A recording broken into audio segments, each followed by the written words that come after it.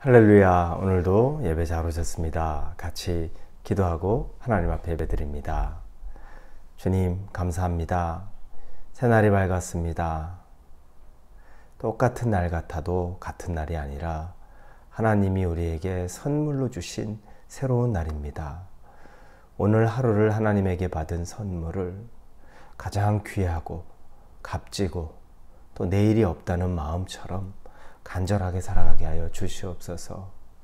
우리는 막연하게 내일이 있고 그 다음 날도 있고 몇 년도 있을 거라고 생각하지만 오늘 우리에게 주시는 날을 소중한 날로 마지막 날인 것처럼 살아갈 수 있는 그런 절박함이 있도록 인도하여 주옵소서.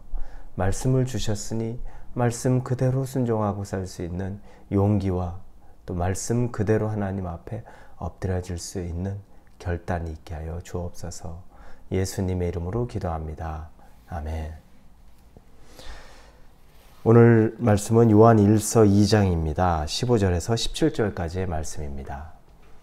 요한 1서 2장 15절에서 17절입니다.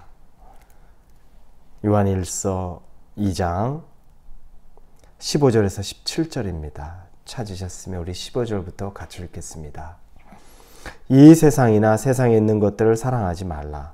누구든지 세상을 사랑하면 아버지의 사랑이 그 안에 있지 아니하니 이는 세상에 있는 모든 것이 육신의 정욕과 안목의 정욕과 이생의 자랑이니 다 아버지께로부터 온 것이 아니요 세상으로부터 온 것이라.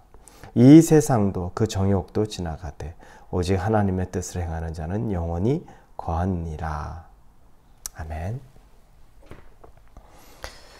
여러분은 하루를 지내시면서 어떤 생각을 가장 많이 하십니까? 여러분이 머릿속에 생각하고 또 상상하고 계획하고 또 바라보고 있는 것이 무엇인지가 여러분의 관심사일 것이고 또 그 관심사가 여러분들 생각을 가장 붙잡고 있는 것일 확률이 큽니다. 일하는 직장에 대한 일로 새벽부터 밤늦게까지 거기에 집중하는 분이 있을 수도 있고 또 재테크에 관심이 있다면 재테크에 대한 것으로서 내가 직장에서 일을 하고 있는 중간에도 그런 것들에 대해 계속 생각이 머물 수도 있고 또 취미생활이 있으면 취미생활 때문에 일하는 건 일하는 거지만 그 이후의 시간들을 다 취미생활에 관련된 것들로서 머리에 담아둘 수도 있습니다. 내가 생각하는 것들, 내가 관심 있게 여기고 상상하는 것들이 나의 가장 큰 관심 분야, 내가 바라보고 있는 것이라고 볼 수 있는 확률이 굉장히 클 겁니다. 오늘 요한 사도는 이 세상의 것들을 사랑하지 말라라는 말을 시작합니다. 15절에 이 세상이나 세상에 있는 것들을 사랑하지 말라. 누구든지 세상을 사랑하면 아버지의 사랑이 그 안에 있지 아니하니. 그런데 한번 생각을 해볼 것은 이 세상은 하나님이 창조하신 겁니다. 어떤 것도 하나님의 손끝을 닿지 않고 만들어진 것이 없는 거죠. 하나님이 만든 세상, 이 세상을 사랑하지 말라. 이게 더럽고 악하고 추하고 죄라는 것 때문에 그런 것일까? 하나님이 만든 것이, 손길이 닿은 것이 바로 그렇기 때문에 그런 것일까? 우리 생각해 볼 수 있습니다. 한 가지 예를 한번 들어보겠습니다. 우리 돈입니다. 돈은 하나님이 만드신 거죠. 돈은 이 세상을 살면서 가장 우리가 절실하고 절박하고 또 현실적으로 가장 우리의 피부에 와닿는 것이 돈입니다. 돈이 많으면 또 많지 않더라도 돈이 있으면 먹는 문제, 입는 문제, 사는 문제, 생활하는 문제가 다 해결이 됩니다. 그런데 돈이 없으면 당장 먹을 것도 해결이 안 되고 입고 살 것도 해결이 안 되는 것이 바로 돈과 관련이 있습니다. 그래서 우리는 가면 갈수록 이 돈의 능력을 알고 돈의 파워를 압니다. 영향력을 알기 때문에 돈에 더 많이 관심을 갖고 집중하고 또 집착합니다. 하나님이 돈을 만드셨지만 지금 이 요한 사도가 구별하고 싶은 것은 뭐냐면 이 돈 자체가 죄가 아니라 이 돈을 사랑하는 것, 이 세상을 사랑하는 것에 대해서 구별하며 이야기하는 겁니다. 오늘 본문에 우리가 16절에 보니까 이는 세상에 있는 모든 것이 육신의 정욕과 안목의 정욕과 이생의 자랑이니 다 아버지로부터 온 것이 아니요 세상으로부터 온 것이라. 세상에 있는 모든 것, 돈이 아버지로부터 온 것이 아니라 세상으로부터 왔다. 실은 아버지로부터 왔죠. 그런데 욕심이 그렇다는 겁니다. 자, 돈이 있으면 우리는 돈의 능력을 조금 전에 얘기했죠. 그러니까 사람들은 더 집착하고 그 능력을 알기 때문에 꾸준히 나오는 뉴스들이 그런 돈에 대한, 거기에 파생된 그런 세상에 죄된 뉴스들이 나올 수밖에 없죠. 하나님 우리에게 말씀하시는 것은 필요한 것은 알지만 사랑하지는 말라는 겁니다. 우리에게 허락하시는 물질이 돈이 있다. 감사하게 받는 거죠. 그리고 우리의 필요에 따라 사용하는 거죠. 우리가 자유롭게 사용할 수 있겠죠. 그러나 만약에 이 돈이 우리에게서 또 사라졌다.